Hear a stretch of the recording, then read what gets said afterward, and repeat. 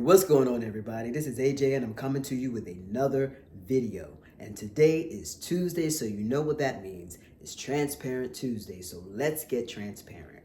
This is going to be a short video, mainly because I'm just answering a question that about 4 people asked me. And I just want to answer the question just to get clarity for some people who might not know or might not be sure about how phalloplasties work. So, the question was, now that I've had phalloplasty, am I able to stand to pee, or STP? Let me just give some background before I answer that question. So, last summer, July of 2023, I initially had my first bottom surgery, and that was a metordeoplasty. What a metordeoplasty is basically taking the genitals that you already had that started growing from testosterone intake. For those transmasculine people who take testosterone and trans men who take testosterone, you know that you get bottom growth. What they do in the metordeoplasty is take that bottom growth and make it into what is called a neophallus, or a new penis, basically. Very small. It uses your growth, and you can opt to have UL, which is urethral lengthening, which will allow you to stand to pee, which is what I did, among having some other things. I had scrotoplasty and vaginectomy and oophorectomy and some other things. But I had the UL, so after my metordeoplasty, I was able to stand to pee. You know, it's got to stand a little closer to the toilet, but I'm able to stand to pee. Fast forward to this year, with the phalloplasty, basically stage 1 is just the creation of your phallus. So I have the phallus from the phalloplasty. It just is for show, just to be honest. I won't be able to have the urethral lengthening until stage 2, which is not until April for me.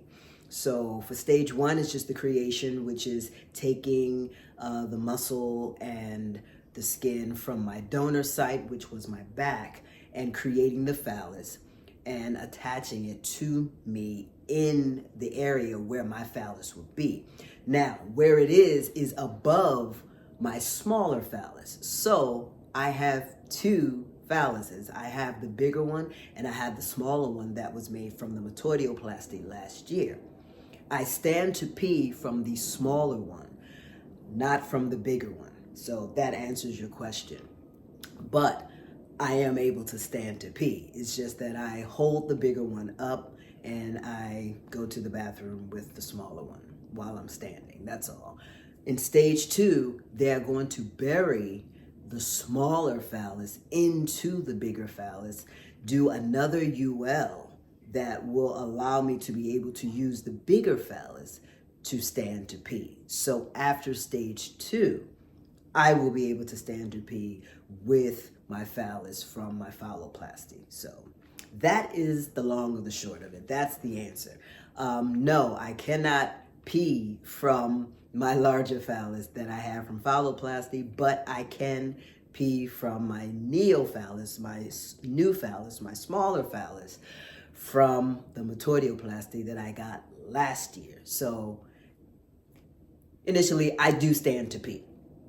That's all. But I will be able to do it, like I said, after my stage 2 phalloplasty next year in April. All right? So I hope that brings some clarity to you, and I hope for the 4 people who asked those questions that I answered in a way that you understood. Thank you for following my journey, and thank you for tuning in to these videos. Helps me out a great deal. I appreciate it because, as I stated before, when it comes to MLD phalloplasty, I want to be the person to be able to speak to you about it because there's not a lot of information out there regarding that.